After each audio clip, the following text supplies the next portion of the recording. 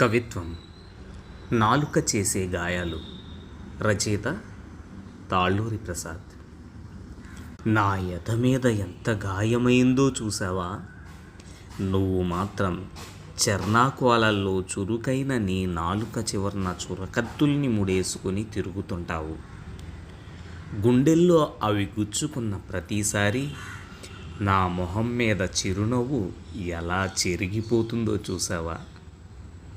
ఎంత కాఠిన్యం కసిగా నిన్ను కమ్ముకుంటుందో, ఎన్ని అసూయలు ఆవిరై నిన్ను అల్లుకుంటాయో తెలియదు గాని, నవ్వుతూనే నాలుకమాటుగా దాచిన విషాన్ని నాగుపాములా నా మీదకి విరజిమ్ముతావు. అలవి కాని అనుమానం నా అవయవాల నిండా పాకినప్పుడు రక్తమంతా కన్నీళ్ళై నొరగలుగా ఎలా కక్కుకుంటానో చూసావా? నిన్ను మాత్రం అందరూ మాటల మరాఠీవని, సందళ్ళు విరబూసే సరదాల దివిటీవని పొడిగానైనా పొగుడుతూనే ఉంటారు.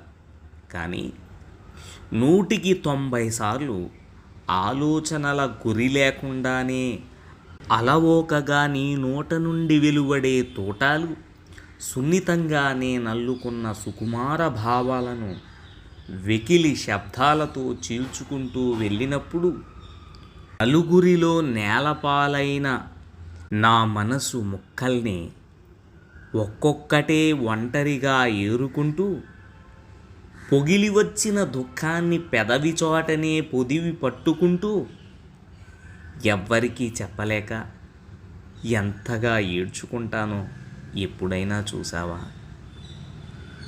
రచయిత తాళ్ళూరి ప్రసాద్.